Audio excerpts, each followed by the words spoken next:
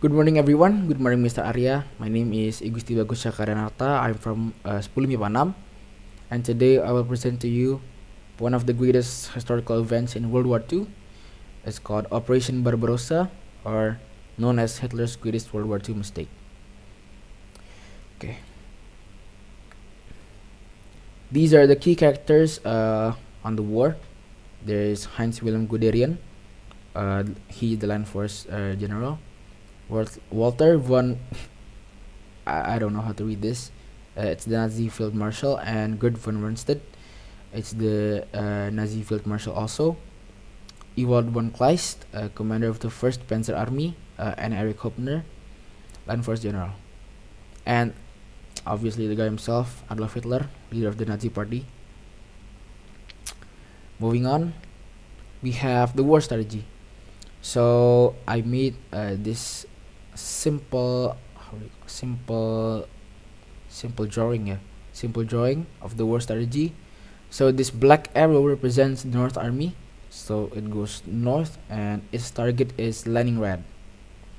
And then the blue arrow represents the Center Army, which has the most important and biggest objective on the operation. Its target is Moscow, one of the most defended cities on World War II. And then the last one is the red arrow, which represents the South Army.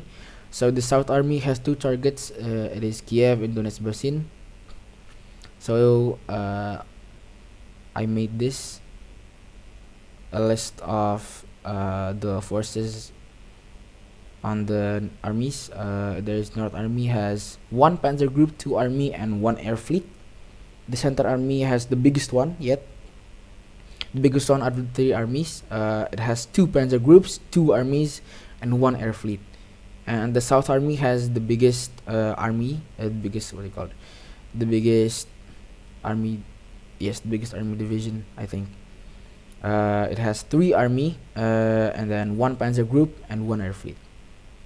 Moving on. Next one is part 1, the orientation for this presentation. As I call it, Surprise Red Army. Although Adolf Hitler had signed himself on the German-Soviet Non-Aggression Pact of 1939 as a matter of expediency, anti-Bolshevism had remained his most profound emotional conviction as World War II entered its second year. Operation Barbarossa, also known as the German invasion of the Soviet Union, was the code name for the invasion of the Soviet Union by Nazi Germany and some of its Axis allies, which started on Sunday, 22nd June 1941. During World War II, the operation was named after Frederick Barbarossa, or Redbeard, a 12th century Holy Roman Emperor and German king. The operation put into action Nazi Germany's ideological goal of conquering the Western Soviet Union so as to repopulate it with Germans. The German general plan aimed to use some of the conquered people as slave labor for the Axis war effort while acquiring the oil reserves of the Caucasus, as well as the agricultural resources of various Soviet territories. Their ultimate goal included the eventual extermination, enslavement, Germanization, and mass deportation to Siberia of the Slavic peoples, and to create more Lebensraum, or as we call it, living space for Germany. The next one is part 2, or the invasion. On June 22nd, 1941, the German offensive was launched by 3 army groups under the same commanders as in the invasion of France in 1940. On the left, or the north, an army group under General Wilhelm von Lieb struck from East Prussia into Baltic states toward Leningrad. On the right, or south, another army group under General Gerd von Rundstedt, with an armored group under General Paul Ludwig von Kleist, advanced from southern Poland into Ukraine against Kiev, whence it was to wheel southeastward to the coast of the Black Sea and the Sea of Azov. Last in the center is north of the Pripyat marshes. The main blow was delivered by General Fedor von Bock's army group, with 1 armored group under General Heinz Guderian and another under General Hermann Hoth, thrusting northeastward at Smolensk and Moscow. This is the continuation of part 2, or as I call it, the action. It means the action in Germany. The invasion along a 1,800 mile or 2,900 kilometers front took the Soviet leadership completely by surprise and caught the Red Army in an unprepared and partially demobilized state. As part of the southern flank of Box Group, Guderian tanks raced 50 miles or 80 kilometers beyond the frontier on the first day of the invasion and were in Minsk. 200 miles or 320 kilometers beyond it, on June 27 at Minsk, they converged with Host tanks, which had attacked from the northern flank, but Box infantry could not follow up quickly enough to complete the encirclement of the Soviet troops in the area. Though 300,000 prisoners were taken in the salient, a large part of the Soviet forces was able to escape to the east. The Soviet armies were clumsily handled and filtered their tank strength away in piecemeal action like that of the French action in 1940. But the isolated Soviet troops fought with a stubbornness that the French had not shown, surprisingly, and their resistance imposed a break by continuing to block road centers long after the German tide had swept past them. The result was similar when Guderian's tanks, having crossed the Dnieper River on July 10, entered Smolensk 6 days later and converged with Host's thrust through Vitebsk. 200,000 Soviet prisoners were taken, but some Soviet forces were withdrawn from the trap to the line of the Desna. And a large pocket of resistance lay behind the German armor. A third part, or as I call it, the first failure. Despite its territorial gains and the damage inflicted on the Red Army, Operation Barbarossa actually failed in its primary objective to force the Soviet Union to capitulate.